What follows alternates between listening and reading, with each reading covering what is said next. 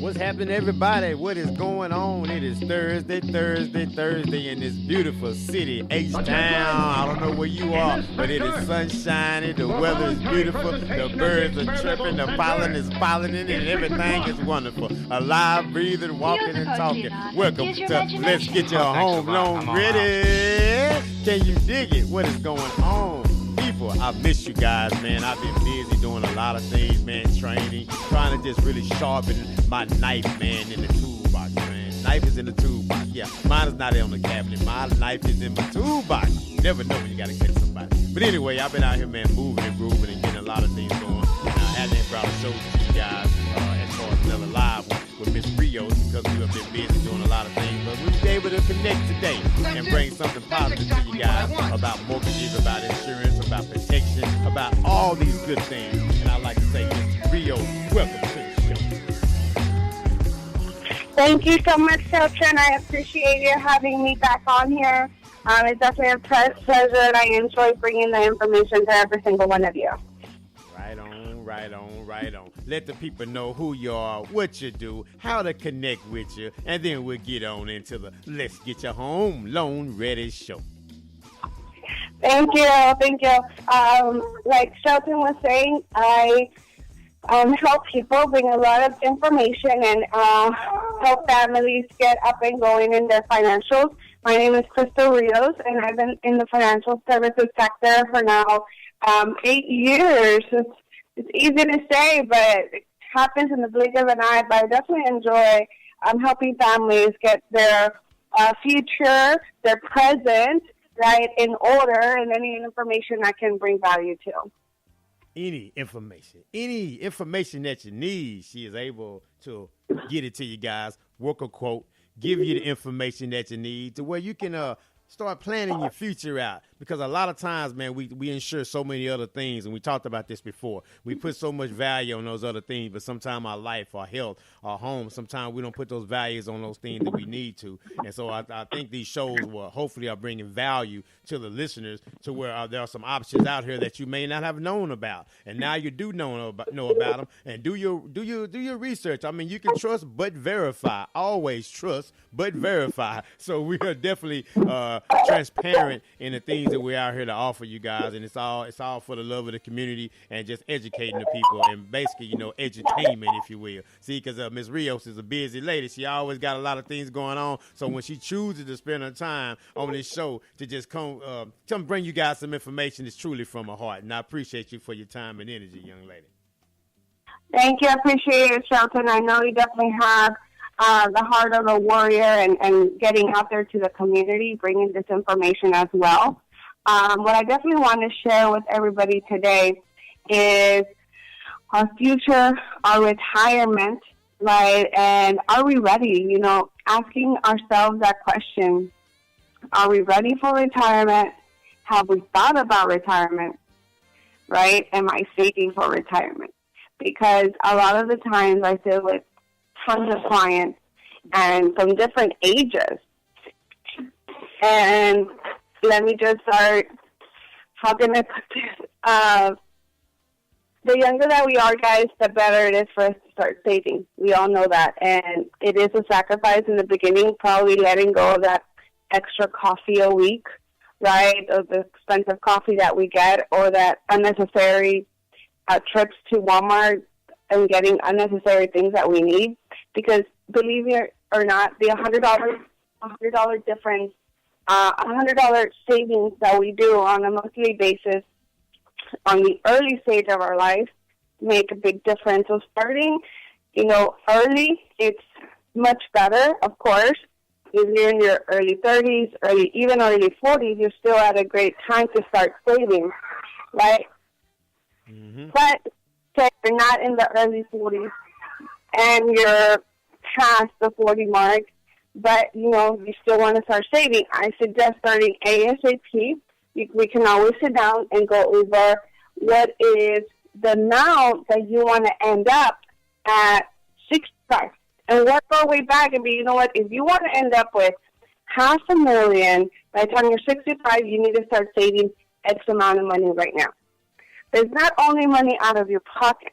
I want you guys to understand that there are strategies out there that have money to work for you. There are companies, financial institutions, well-known, that have the money working for you. So there's a compound interest strategy. And if you have something to write down, please do, because you want your money to be compounding. Compounding is the power of interest on top of interest on top of interest. So your money is working with your interest also. Right? You know how, Shelton, when people get credit cards, what's the highest interest rate you have seen out there? Oh, man, like 30%, 29, 28. I mean, they hit you across the head with that interest rate. Exactly. And let's say you get a Sears credit card, right, and they hit you with the 29%, and you only, they only let you borrow $1,000. If you only pay the minimum payment on that, are you going to pay $1,000, or are you going to pay more? Mm-hmm. You're going to pay that interest. The interest is not going away. Exactly. You're going to pay more, right? You're going to pay 29% more, about $2,000 more, right? And they made their money in a time of a year or two, all right? So that right there is compounding interest, but to the benefit of the bank. There's also compounding interest to our benefit. So once you are saving for retirement, make sure your money is a compounding interest. Rule number 2, that was rule number 1. Rule number 2 of the rule of money is index strategy, to make sure that your money is working on an index strategy, right? Index strategy means that it's not invested in the stock market. Okay, so before I keep on going on that topic, we all heard the Dow Jones went down in February, negative 900 points, I think it was, right, Shelton? 900. Yeah, it dropped quite a few points. Yes, ma'am. It was about close to 1,000 negative points on the Dow Jones, which a lot of people lost thousands of dollars. Let me ask you, clients of mine that are in the transition of moving money from, I'll just say companies, from Prudential over to Voya, the one that I'm able to provide them help with. In the transition, because that money was not with Voya yet, and their money was still in Prudential, in the variable strategy, because they had it in a 401k, they lost $5,000 in a matter of days, a couple of days. A couple of days, you can lose that amount of money, because the more money that you have out there at risk, then if the market goes up, you win, you great, right? But when it goes down, that's the number that you just said. Yeah, it goes down. So, and it also depends on the amount that he has in there. He didn't have that much, but still, it was losing $5,000 in like 2 or 3 days. How long did it take you to save $5,000 in your 401? Right. You see what I'm talking about? Yeah. So it's knowing, okay, and again, for everybody out there, I don't want disclosure. I don't want you guys to think I'm against the 401. I am not, right? I'm not against it. I just bring awareness as to how it works, right? So how it works and not having all your eggs in one basket, right? As to if it's your lifetime savings, Shelton, would you take your lifetime your lifetime savings and go gamble it in Vegas? Not unless I'm addicted to gambling and got a problem. That's the only way I'm going to do that, if I got a real serious problem. Yeah, exactly. Right. Nobody would do that in the right mind. So the house always wins. So if you put your lifetime savings in the stock market, you're pretty much at risk, right? And what I would suggest is having it a little bit more diversified, having an index strategy that's not a variable, because majority of all 401s are in a variable strategy. And again, get with the person that signed you up with it and ask them, where is my money? What is the strategy? Is it variable? Is it index? Those are the questions to ask, because sometimes we don't even know what questions they ask you. Do you have any questions on your 401? And you're like, well, I don't even know what kind of questions or what terminology or what do I ask?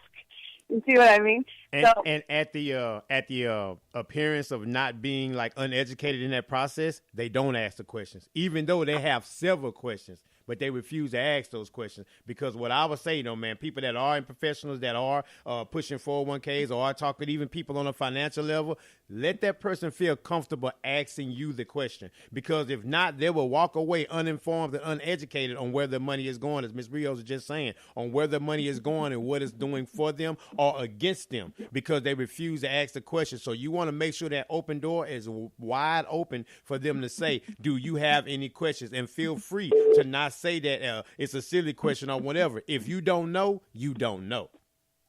Exactly. Yeah, but go ahead. I'm so sorry. Go ahead. Oh, and it's just learn this together, Shelton. Letting the community know, what is it that you checked on your 401 years ago? If you have more than 5 years in that company and you're still contributing, it's time to sit down with somebody, and go over, because it's 5 years, right? Money you can make and you lose, but time we don't get back is the only thing that is non-recyclable. So going back into the topic about variable and index.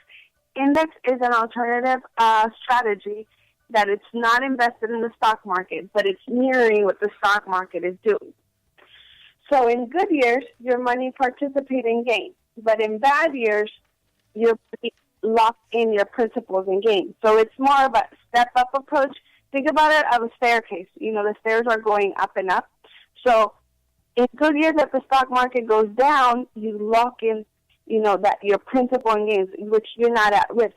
You're not losing money, right? It's a very, it's one of my favorite alternatives, especially for those people that it's their only lifetime savings, because they don't take the drastic downturns of the negative peak downs of the stock market. So that is very important to know into retirement.